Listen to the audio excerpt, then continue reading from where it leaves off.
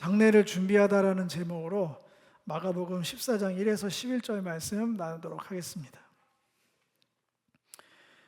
네, 한번 읽어볼까요? 네, 꺽쇠 이런 거 가로놓기 빼고요. 본문 말씀 한번 읽어보겠습니다. 시작. 유교절과 무교절이라 대제사장들과 서기관들이 예수를 흉계로 잡아 죽일 방도를 구하며 이르되 밀란이 날까 하노니 명절에는 하지 말자 하더라. 예수께서 베다니 나병 환자 시몬의 집에서 식사하실 때에 한 여자가 매우 값진 향유 곧 순전한 나드 한 옥합을 가지고 와서 그 옥합을 깨뜨려 예수의 머리에 부으니 어떤 사람들이 화를 내어 서로 말하되 어찌하여 이 향유를 허비하는가? 이 향유를 300데나리온 이상에 팔아 가난한 자들에게 줄 수 있겠도다 하며 그 여자를 책망하는지라. 예수께서 이르시되 가만두라. 너희가 어찌하여 그를 괴롭게 하느냐? 그가 내게 좋은 일을 하였느니라. 가난한 자들은 항상 너희와 함께 있으리니 아무 때라도 원하는 대로 도울 수 있거니와 나는 너희와 항상 함께 있지 아니하리라. 그는 힘을 다하여 내 몸에 향유를 부어 내 장례를 미리 준비하였느니라. 내가 진실로 너희에게 이르노니 온 천하에 어디서든지 복음이 전파되는 곳에는 이 여자가 행한 일도 말하여 그를 기억하리라 하시니라. 12 중에 하나인 가롯 유다가 예수를 넘겨주려고 대제사장들에게 가매 그들이 듣고 기뻐하여 돈을 주기로 약속하니 유다가 예수를 어떻게 넘겨줄까 하고 그 기회를 찾더라. 아멘. 네, 지난 주일날 저희가 숨가쁘게 마가복음 13장에 있는 성전 파괴와 주님의 다시 오실 날에 대한 정말 예언의 메시지를 들었습니다. 그래서 여러 가지 날짜 맞추고 뭐가 뭔지 이런 거 맞추기보다는 주의하고 깨어있기를 권면하시고 명령하신 주님의 마음이 전달된 줄 믿습니다. 그 안에서 주의할 수 있는 유일한 방법은 뭐가 미혹인지 아닌지를 분별하러 다녀서 분별될 수 있는 게 아니라 주님이 걸어가신 십자가의 길, 그러니까 결론적으로 주께서 어떻게 이 땅에 오셔서 어떻게 살아가시고 어떻게 우리를 살리셨는지 그것들을 면밀히 살펴서 정도가 무엇인지 알아야 구분이 주의할 수 있다고 말씀드렸고요. 깨어 있으려면 그냥 깨어 있어야지 무슨 결단하고 은혜 받았을 때만 일시적으로 할 수 있는 게 아니라 우리에게 주신 사명을 지켜갈 때 악으로부터 우리를 지키고 주님이 주신 권위 아래서 주신 생명의 기회를 살려서 사명을 감당할 때, 그래서 아바드 샤마르를 이어갈 때 깨어 있을 수 있다고 말씀드렸습니다. 다시 말씀드리지만 이 모든 것들은 성전을 중심으로 성전에서 말씀을 하시고 이제 공적인 사역은 거의 끝나셨습니다. 그리고 오늘 이제 어떻게 보면 우리한테 훨씬 익숙한 본문으로 돌아왔습니다. 옥합을 깨뜨려 예수님께 부었던 이 사건의 여인의 이 에피소드는 사복음서에 전부 다 나옵니다. 누가복음은 약간 순서가 다르지만 어떻게든 동일한 내용의 얘기가 4번 사복음서에 다 나온다는 건 이 일이 보통 일이 아니다, 이렇게 보시면 될 것 같아요. 그리고 여러분들이 같이 읽었지만 이 여인의 에피소드를 빼면 앞뒤 연결이 훨씬 자유롭습니다. 대제사장들과 서기관들이 예수를 잡아 죽일 흉계를 꾸미는데 이걸 어떻게 하지 하고 아직은 꾸미고 있는 과정이었어요. 묘수를 찾을 수가 없는 거예요. 분명히 저 존재는 제거돼야 될 대상인데 어떻게 하지? 고민하고 있을 찰나에 쭉 스킵하고 쭉 밑으로 내려가면 12 중 하나인 가롯 유다가 제발로 찾아와서 잡아들인 것도 아니고 고문을 해댄 것도 아닌데 자발로 찾아와서 여기 잘 보시면 그들에게 무언가를 얘기해 줍니다. 여차저차 저차저차를 얘기해 주니까 이거면 됐다 기뻐하면서 돈을 주기로 대가를 지불하기로 약속하고 유다는 그때부터 어떻게 넘겨줄까를 기회를 찾더라. 처음에는 제자 공동체 밖에서 서기관들과 대제사장들이 종교 지도자, 종교 엘리트 집단들이 예수를 잡아 죽일 흉계를 꾸미고만 있었는데 결론적으로 가면 제자 중 한 명이 배신해서 이제 그 고민을 제자가 했더라. 너무나 참혹하게 짝이 없는 일인데 뒤에서부터 추적해 올라가면 뭘 얘기했을까요? 놀랍게 여러분들이 같이 설교 들었던 13장까지의 모든 얘기를 얘기했을 겁니다. 골자는 뭐냐면 메시아랍니다. 주는 그리스도시요 살아계신 하나님의 아들이라고 고백을 했죠. 너희는 나를 누구라 하느냐? 그랬더니 그렇게 베드로가 제자들 대표해서 고백했더니 아무에게도 알리지 말라 하시죠. 인정하셨잖아요. 메시아라고 하고 다닙디다 얘기했습니다. 오, 좋은 징조다. 그런 거 좋아. 더 뭐라고 하디? 성전이 여차저차하는 과정에서 호언장담하더이다. 이 성전은 반드시 부서진다. 심판당한다. 얘기하더이다. 그거면 충분하다. 예, 이제 넘기기만 하면 된다. 이제 증언자의 증언이 나온 거예요. 메시아를 참칭했지. 거룩오브 거룩한 하나님의 집을 부신다 했지. 더 이상 신성모독죄로 엮을 수 있는 게 제자의 증언으로 나온 거예요. 기뻐했다잖아요. 예, 돈을 대가 지불하고. 이제 그게 골자인데 그게 포인트가 아닙니다. 이들의 나름의 방식으로, 배신이라는 방식으로 예수님의 순환, 장례를 준비했습니다. 지독한 죽음의 향기죠. 예, 흉계의 향기, 생명을 앗아가려는 잡아 죽일 계획에 사악함의 향기를 뿜어대면서, 악의 기운을 뿜어대면서 결론은 똑같습니다. 장례를 준비했습니다. 배신자의 이름을 자자손손 기록해 가면서 그렇게 했고, 거기에 대비되는 무명의 이름도 없는 한 여인이 반대로 등장합니다. 똑같이 장례를 준비했는데 너무나 다른 향기를 내고 있죠.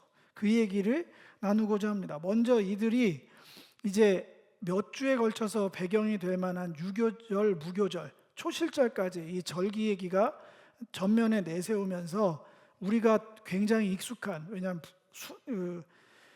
고난주간 때 되면 이 본문을 계속해서 1년에 한 번씩 안 하는 교회는 거의 없을 테니까 유월절과 무교절 이런 때에 대제사장들과 서기관들은 잡아 죽일 계획을 세웠더라 하면서 이들의 결심이 나타나죠. 기승전 뭐냐? 하나님의 메시아를 잡아 죽일 결심을 합니다. 이 얘기는 뭐냐면 이들의 흉계를 폭로하신 주님의 일갈, 너희들의 신앙은 하늘의 권위를 무시하고 있다. 너희들의 신앙은, 너희들의 성전 체계와 예배는 정말 가식적이다. 너희들의 예배, 너희들의 헌신, 너희들의 신앙생활은 너무나 무지하다를 폭로하셨음에도 불구하고 그렇게 폭로하시는 예수님께 회개하고 돌아오는 게 아니라 그를 잡아 죽일 흉계를 작심했다는 얘기는 계속해서 하던 일을 계속하겠습니다라는 엄청난 의지의 표현입니다. 나는 잘못한 게 없고 나는 최선을 다하고 있으며 나는 성실히 예배한 죄밖에 없습니다. 당신이 받든지 말든지 인정하든지 안 하든지 억울합니다. 나는 최선을 다하고 있습니다. 나의 열심으로는 흠잡을 데가 없는데 나는 무지하지도 않고 가식적이지도 않으며 하늘의 권위에 순복합니다라는 전면 도전입니다. 하나님의 아들의 메시지에 신앙생활을 점검하기도 모자란 판에 전면 도전하면서 나온 거예요. 그렇게 얘기하는 존재에 입을 다물게 하는 거죠. 불편하잖아요. 칭찬해주면 좋은데 그 신앙 고쳐야 될 것 같은데, 그 신앙 점검해야 될 것 같은데, 그 신앙 돌이켜야 될 것 같은데 공로가 무시되거든요. 그러면 구약의 목매든 신앙 시스템으로는 복을 못 받습니다. 하나님께 인정을 받지 않으면. 그럼 여기서 하나님께서 인정하시는 신앙으로 돌이키라고 얘기를 하셨는데 가장 인간다운 방식을 택하죠. 신을 죽이면 그만입니다. 인간은 충분히 그럴 존재예요. 신을 죽일 수 있습니다. 선택하고 죽이고 구미에 맞게 각색하고. 그래서 끊임없이 신화들이 등장하는 거예요. 구미에 맞는 신을 찾아서 갈아타면 그만입니다. 목적은 하나니까. 복 받으면 그만이에요.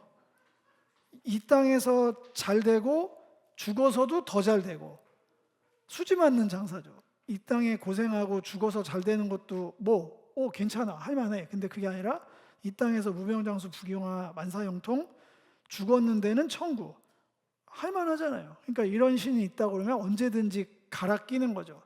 마음에 안 들어, 바꿔봐, 어필해봐, 위로해봐, 선택해볼게. 그걸 변함없이 유지하겠다는 의지의 표현입니다. 하나님의 권위보다 이들이 왜 있게 됐냐면 보이지 않는 하나님을 두려워하지 않아요. 안 보이니까. 하나도 무서워하지 않습니다. 이들이 정작 무서워하는 건 평판입니다. 사람들의 반응, 사람들의 인정이에요. 그걸 더 두려워해서 이렇게 살아가는 겁니다. 의식하고 두려워하는 존재가 주님이 아니에요. 간절할 때는, 주님 찾을 때는, 뭐가 필요할 때, 그때는 주님 두려워하죠. 죄질 때는 주님 두려워하는 사람 별로 없습니다. 자기가 선택한 거를 다른 사람들이 어떻게 생각할지가 훨씬 더 궁금하죠. 평판과 인정이. 이런 신앙이 폭로되는 순간이에요. 아무짝에 변화가 없구나, 쇠기의 경우를 읽는구나. 십자가밖에 답이 없는 것 같아요. 그래서 아무튼 이어져 가보겠습니다. 그렇게 에피소드가 이어지면서 배경이 바뀝니다. 갑자기 분위기가 전환이 되면서 예수께서 베다니 나병 환자 시몬의 집에서 식사를 하고 있을 때라는 특정한 장소와 시간을 보여줍니다. 그냥 넘어가서 여자로 가지 않았으면 좋겠어요. 어디라고요? 베다니 나병 환자 시몬의 집. 나병이 우리가 알고 있는 한센병인지 또 다른 병인지는 정확치 않습니다. 하지만 그게 어떠한 병리적으로 어떠한 병이든 굉장히 이미지가 좋지 않습니다. 나병, 전염병이고요. 법정 전염병이고, 더 중요한 건 절대로 구약 기준에 나병 환자가 발병하면 그 집에 들어가면 안 됩니다. 접촉하면 안 돼요. 함께하면 부정해지기 때문에 불법이에요. 근데 지금 예수님은 거기에 들어간 정도를 넘어서서 식사를 하고 계세요. 이게 더 결정적입니다. 주님이 어떤 분인지, 이 여자가 왜 찾아와서 향유를 깼는지, 이런 예수님이어서 그러세요. 왕궁에 있어 보세요. 이 여자가 어떻게 들어가서 옥합을 깨요? 그런 주님이 아니시라니까. 제가 나병 환자를 실제 겪어본 적이 없어서 그냥 상상만 할 뿐인데, 오늘은 향기가 주제니까 아까 찬양에 나와서 제가 깜짝 놀랐어요. 이 본문을 묵상하고 하신 건지, 그래서 끝나고도 해야겠다, 그 찬양을 하고 있는데, 나병 환자 시몬의 집에 그닥 좋은 냄새가 났을 것 같지 않습니다. 굉장히 불편한 냄새가 났을 것 같아요. 상상하기 나름인데 저는 100% 확신합니다. 웬만한 사람들, 그리고 베다니, 그때 제가 무화과나무 비유할 때 이 지역 얘기했잖아요. 베다니, 못 사는 사람들 동네입니다. 예수님은 부촌에서 사역하신 적이 거의 없으세요. 빈촌에다가 거기다 나병 환자, 가장 사람의 발길이 뜸했던 거기에서 식사를 하고 계세요. 십자가 사역 전에. 이 여자가 매우 값진 향유 곧 순전한 나드, 이거 너무 투머치 인포메이션이거든요. 그냥 옥합을, 향수병을 깨트려서 이렇게 해도 되는데 이게 얼마나 값진 거냐면 하면서 이 당시 언어로 최고의 가치를 부여합니다. 심지어 돈으로까지 계산을 해줍니다. 300데나리온이다. 1년치 연봉이잖아요. 1데나리온이 하루의 품삯이거든요. 그러니까 뭐 연봉의 가치를 누가 따질지 모르겠는데, 웃기려고 하는 얘기가 아니라 최소한 샤넬입니다. 샤넬 넘버 5 최소한. 그것도 이 옥합을 순전한 나드, 요한복음 통해서 보면 한 근이라고 무게까지 나오거든요. 그걸 미리로 계산하면 최소 380에서 600ml 정도 되는 거예요. 그러니까 500ml 정도 되는 향수 원액. 그래서 이거는 또 순전한 나드, 이거 치면 지금도 나와요. 지금도 귀한 향수입니다. 중동에서 아직도 판매되고 있어요. 실제로 판매되고 있는 향수입니다. 그래서 이거는 휘발성이 강해서 따면 날아가기 때문에 밀봉을 해서 보관해서 주로 언제 깨냐면 2번 깹니다. 한 번 깰 때는 결혼식 때, 여자가 시집을 갈 때 그때 깨요. 깨서 한 번에 다 쓰지도 않습니다. 어차피 퍼지긴 하는데 그 결혼식을 위해서 준비하는 거고요. 또 한 번은 장례식 때. 하나는 너무 귀한 시간이니까 좋은 향기로 잔치를 내기 위해서 하죠. 또 한 번은 장례식 때 시체 냄새를 덮기 위해서 여기에 씁니다. 어찌됐든 향기가 저는 뭐 실제로 맡아본 적도 있어요. 뭐 진짜인지 가짜인지는 모르겠지만 그 진위까지는 모르겠는데 순전한 나드라고 팔아가지고 거기 갔을 때 파는 데가 있어요. 샵이, 기념샵이 이렇게 느껴보라고 요만큼씩 소분해서. 그래서 몇 개씩 기념품, 이스라엘 갔다 온 사람들이 기념품 줘서 맡아본 적도 있습니다. 그 옥합을 가지고 와서 깨뜨려서 머리에 카타케오 들러붙습니다. 그냥 한두 방울 찍은 게 아니라 그냥 쏟아 부어버려요. 상상력을 동원하셨으면 좋겠어요. 이거는 예수님한테만 하는 행위는 아니에요. 집안에 귀한 손님이 오시면 이렇게까지는 아니어도 환대하는 방식이에요. 중동 문화에서.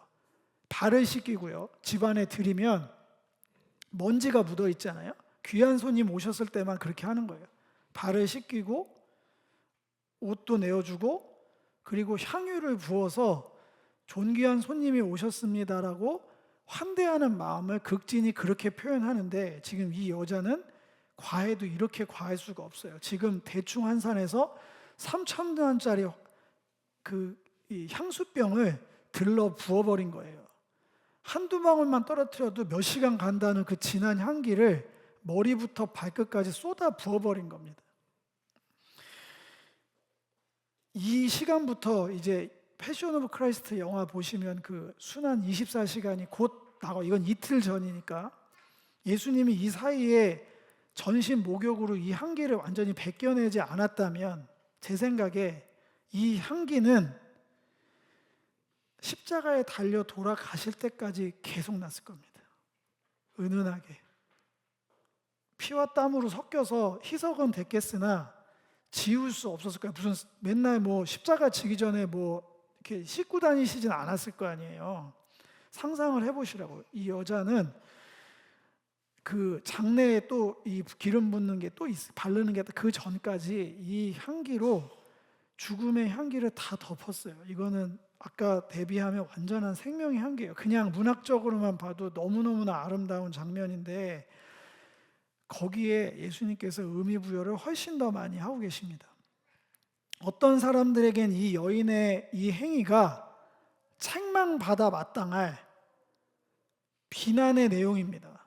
이것도 너무나 가식적이에요. 왜 가식이라는 줄 아세요? 이 전에 예수님이 부자 청년한테 이런 비슷한 얘기 했죠. 제가 율법을 다 지켰다. 뭘 하면 되겠냐 했더니 그때 뭐라고 그랬어요? 너 가난한 자들한테 이거 팔아서 나 좀 따라올래? 그때 그 사람 어떻게 했나요? 가진 게 많아서 못했습니다. 근데 여기서는 이거 대부분 어떤 사람이라고 했지만 민망해서 그랬을 거예요. 이거 제자들이에요. 제자들. 베다니 시몬의 집에 안티들이 왔겠어요? 그 더러운 집에? 제자 그룹이라니까?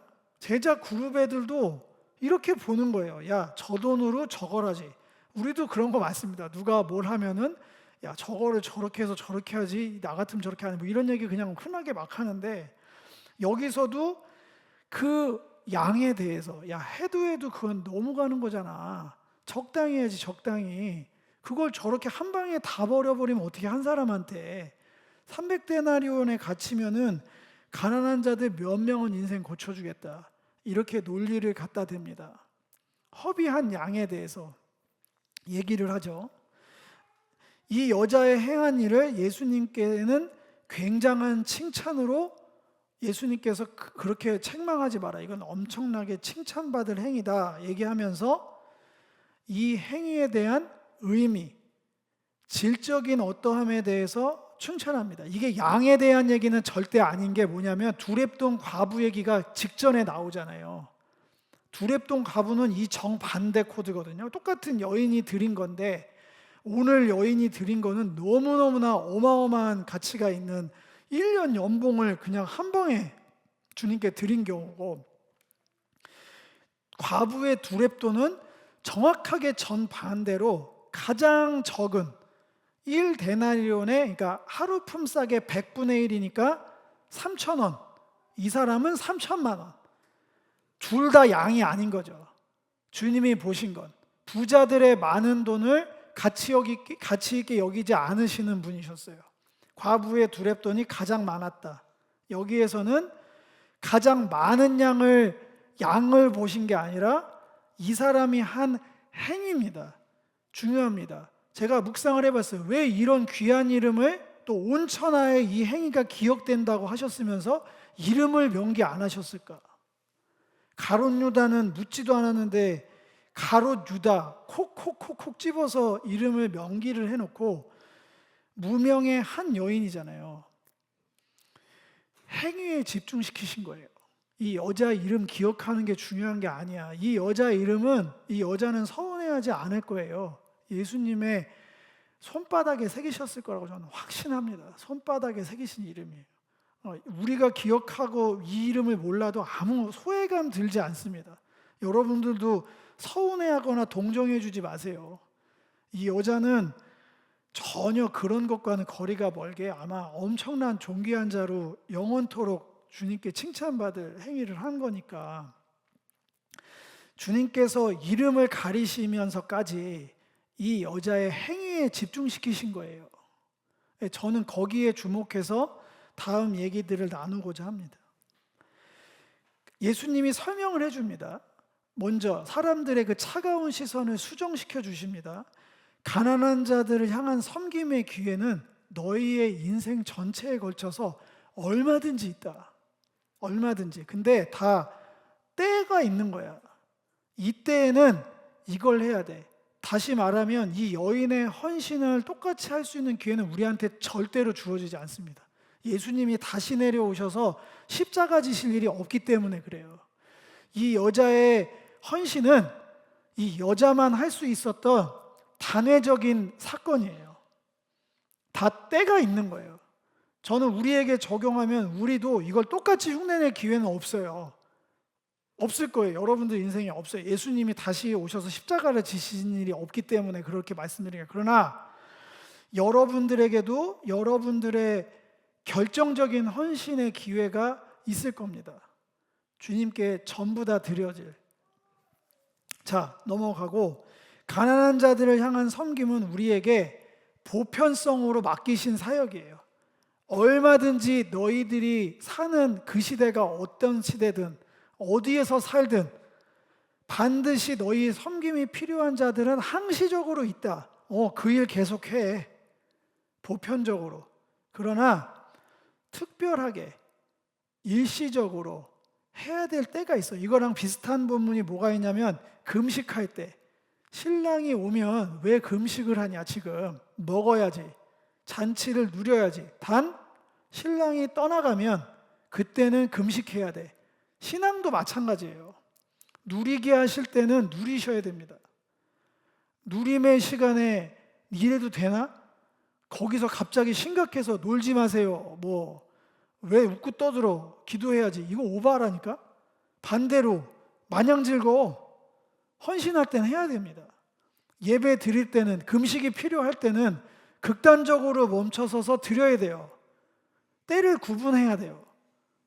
여기에 주제는 아니지만 예수님께서 그렇게 친절하게 설명해 주셨어요. 책망하지 마라. 때에 맞는 행동을 한 거다. 왜냐? 곧 죽으실 거니까. 이 사람의 행위가 무엇인지 이름을 가려서까지 주목하게 하신 건 자신의 장래예요. 죽으심. 그 죽으심과 이어져서 복음이 등장합니다. 원래는 죽으면 끝나야 되는 거거든요. 좋은 소식이든 무슨 소식이든 아무리 좋은 것도 죽으면 원래 다 끝나잖아요. 좋은 관계도 끝나고 좋은 기억도 끝나고, 그게 인간의 한계거든요. 예수님의 하나님 나라 복음도 끝나야 되는데 예수님은 죽음 이후를 얘기하고 있습니다. 장례를 준비한다 하면서 단 한 번도 의심해 본 적이 없으신 것 같아요. 내가 진실로 너희에게 이르노니 온 천하에 어디서든지 복음이 전파되는 곳에는, 그러면서 자기의 죽음과 복음의 단절을 단 1초도 연결하지 않습니다. 이걸 바꿔 말하면 복음, 즉 예수를 통한 하나님의 통치와 승리의 참된 소식, 새로운 시대는 반드시 예수님의 죽음을 통과해야만 우리에게 펼쳐지는 거예요. 그걸 넘어가서는, 그거를 피해가서는 있을 수 없는 일이에요. 고통이 없으면 영광도 없습니다. 예배가 없으면 주님의 영광을 볼 수 없어요. 예수님의 순환이 없으면 부활은 없는 겁니다. 십자가의 길, 정도는 헌신이 되지 않으면 없는 거예요. 이건 분명한 겁니다. 복음은, 하나님의 통치와 승리는 커피 마시면서 소그룹 모임하면서 오는 그런 종류의 것이 아니에요. 처절한 헌신, 분명한 예배, 불같은 확신으로만 이루어지는 거예요. 복음은 끊어지지 않습니다. 복음이 전파되는 곳에는 이 여자가 행한 일, 많이 드렸다, 온전히 드렸다, 예, 맞습니다. 그것도 맞는데 포인트는 본인의 죽으심입니다. 본인의 죽으심. 나는 너희를 위해 죽노라. 이 유월절로 붙어서, 이건 뭐 앞으로 계속 설명할 건데 왜 죽어야 되냐면, 유월절 어린 양이 없으면 출애굽은 없어요. 문설주와 임방에 피를 발라서 패스오버 하는 게 없으면 출애굽 자체가 없다고요. 예수님이 죽으셔서 우리를 정결케 하지 않으면 아버지의 집으로 못 간다고요. 종말적 새 출애굽에 하나님 나라는 없어요. 정결케 되는 유일한 길이 이 길이기 때문에 죽으셔야만 해요. 그래서 베드로가 의분으로 죽지 말라고 한 것도 사탄의 괴계인 거야. 그럼 어쩌라고? 맨날 예수님 내 옆에 있었으면 좋겠죠. 제자들이 그랬으니까. 어딜 가냐 날 두고. 그게 바로 인본주의 신앙이에요. 주님은 가셔야 되고 우리는 따라야 되고 그 결 그대로 가야만 한다. 여자가 행한 일, 예수님의 순환의 결정적 사역이에요. 죽으심은. 그 장례를 이 여자가 준비한 거예요. 얼마나 알고 했는지는 모르겠어요. 이 모든 걸 다 알고 했는지는. 그리고 저는 이분이 이 예루살렘 출신이 아니라는 거에 확신이 있습니다. 갈릴리에서 따라온 수많은 팔로워 중에 한 분일 것 같아요. 왜냐하면 베다니를 안다는 건 쉬운 일이 아니거든요. 이거는 아지트 같은 데거든요. 아지트 같은데. 그리고 누가복음 보면은 이 여자분이 쉽지 않은 인생을 살아온 분이거든요. 저는 그러니까 예루살렘 밖의 분이라고 확신하는데, 이 사람이 이렇게 결정적인 사역을 통해서 주님이 얘기하신 걸 전부 다 기억하고 온전히 믿고 행했는지 안 했는지는 전 잘 모르겠어요. 네, 그러나 이제 한 발 더 들어갈 건데, 이 여성분께서, 이 성도분이 하신 이 예수님의 장례를 기념하는 건 복음의 가장 중요한 순간에 가장 예수님을 빛나게 해드린 순간이에요. 가장.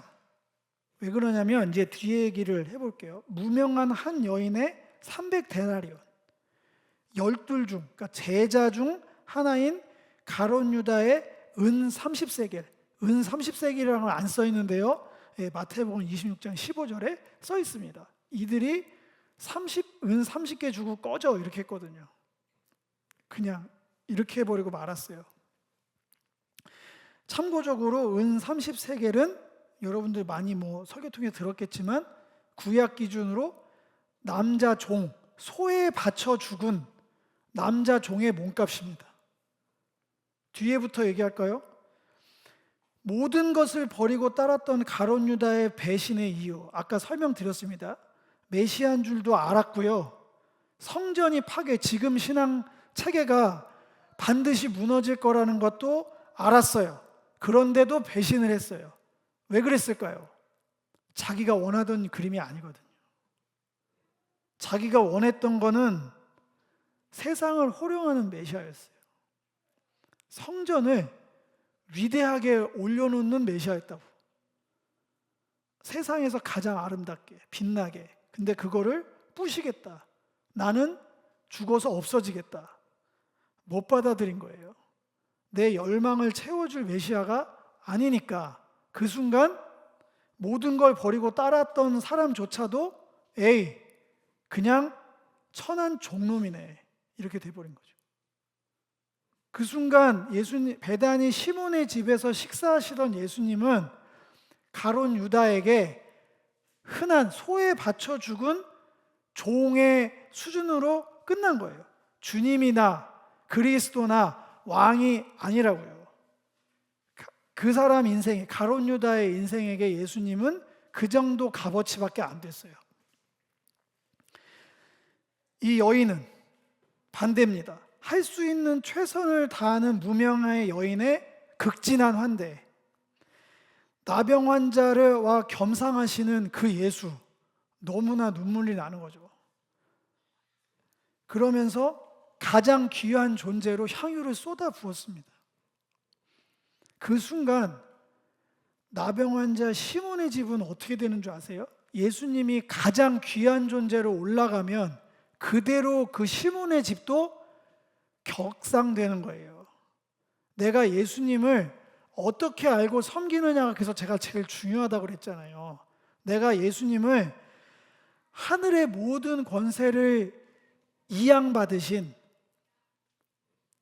주권자, 그리스도 왕으로 섬기면 그분과 함께 동행하는 모든 길은 왕의 대로를 걷는 거예요. 왕과의 동역, 로열 패밀리가 되는 거고요. 내가 예수님을 생각하는 게 진이 램프 정도면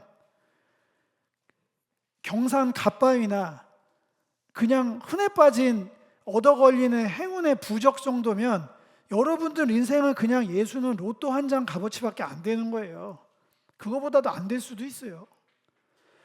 여러분들의 신앙의 결정적인 선택의 기로입니다. 이건 예수를 누구라 하느냐, 너희는 나를 누구라 하느냐가 우리의 인생의 화두가 돼야 돼요. 나는 예수를 누구라 알지? 어떻게 섬기고 있지? 이 여자분께서 예수를 가장 존귀한 존재로 올리는 순간 나병 환자 시몬, 아까 제가 그냥 제 수준에서 설명드렸던 썩어 죽은 시체 냄새가 나는 그 환자의 집은 예수가 주가 되는 순간 천상의 식탁으로 바뀌는 거예요. 여러분들은 그 상상이 열려야 됩니다. 주님과 함께 동행하는 그 자리가, 이 뒤에 성찬을 하시잖아요. 이걸 바라보면서 시편 23편, 그 주옥 같은 우리가 맨날 외우는 노래하는 거기에 마무리가 이거거든요. 읽어볼까요? 시편 23편 5에서 6절 읽겠습니다. 시작.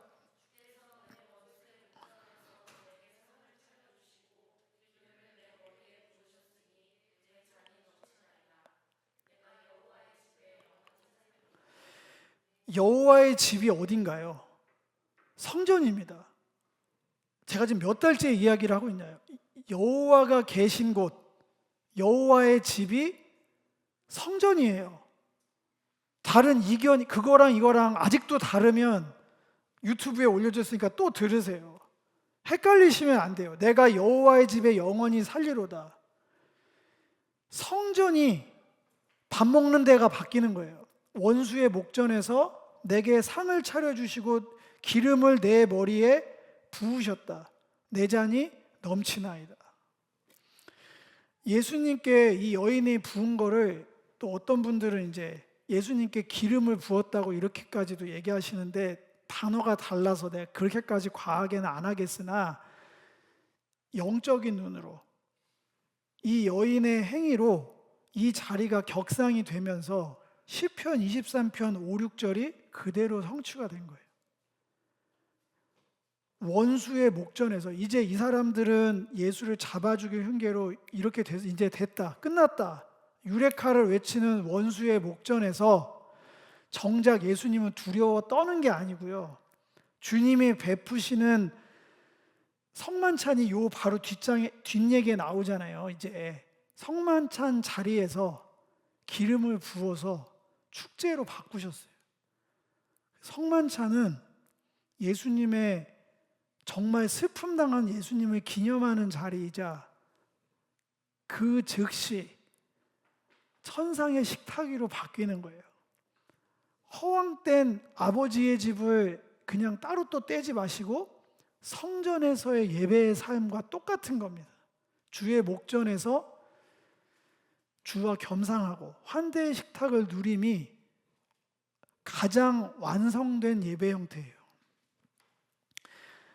마가복음 14장 1에서 11절에 이 여인이 행한 행위에 예수님이 이렇게 극찬을 하면서 온 천하에 복음이 전파되는데 이 여자가 행한 일도, 여자의 이름이 아니라 여자의 행한 일도, 장례를 준비한 것, 더 나아가서 원수의 목전에서 상을 베푸시는 하나님의 집에 천상의 식탁에서의 영원한 누림을 나타낸 이 여자의 행위야말로 내가 이 땅에 온 이유야. 그래서 복음이 전해지는 모든 곳에서 이 여자의 행위도 전달이 돼야 돼. 이게 목적이니까. 내가 예수를 통한 하나님의 통치와 승리는 이런 거야. 이런 거. 십자가는 참혹하지만 십자가는 영원한 승리의 사인입니다. 믿는 자들에겐, 안 믿는 자들에겐 수치와 고난이고 슬픔이겠지만 주님은 절대로 이걸 피하지 않았어요. 잔칫날이니까, 하늘의 식탁이 베풀어질 거니까 모든 죽음의 향기를 생명의 향기로 덮고도 남을 테니까. 여기까지 되면 지명관계상 안 썼지만 너희는 그리스도의 향기다, 이해되실 거예요. 순전한 나드 향으로, 실제는 아니겠지만 의미적으로는 지금도 그 향기가 날 것 같아요. 영원히 기념하라고, 기억될 거라고 했으니까. 어떤 모습으로 계실지는 지금 계시록 통해서 재림 때 모습이 아니라 앞에 나온 예수님, 천상의 예수님 앞전에 나온 거는 앞부분, 계시록 앞부분에 나온 건 교회를 통치하고 다스리시는 지금 예수님의 모습이에요. 현재, 오늘 천상에서 교회의 주권자로서 촛대 사이를 거닐면서 금띠를 뚜르고 흰옷을 입고 빛나는 면류관으로 권위자로 지금 계세요. 그거는 옷이고 향기는 이 향기였다. 저는 생명의 향기로 가득했을 것 같습니다. 그 향기로 예수님과 동행을 하면 우리에게도 생명의 향기가 진동하겠죠. 그렇게 되는 거예요. 그래서 바울이 우리는 그리스도의 향기다. 너무 아름다운 얘기예요. 우리가 가는 곳마다 그리스도의 이 향기, 십자가의 향기가 더 나아가서 원수의 목전에서 상을 차려서 참된 승리를 맛보게 하실 그 잔치상의 그 기쁨이 우리를 통해서 가는 곳곳마다 전달된다. 복음과 함께. 이거보다 더 황홀한 일이 어디 있을까요? 모든 죽음의 향기가 더러움과 정결치 못한 부정한 모든 것들이 우리가 감으로 인해 완전히 뒤바뀌는 거예요. 그게 역전의 하나님 나라, 홈런이에요. 저는 이런 복음이 우리의 신앙의 본질이 됐으면 좋겠습니다. 또다시 묻겠습니다. 여러분들한테 예수님은 누구십니까? 얼마나 가치가 있으실까요? 집 팔아서 헌금해라고 그렇게 값싸게 듣지 않으셨으면 좋겠어요. 제 설교를. 그런 게 아닙니다. 여러분들이 무엇을 바라보고 누구와 신앙생활을 하는지 다시 한번 점검하실 수 있는 기회 되기를 소망합니다.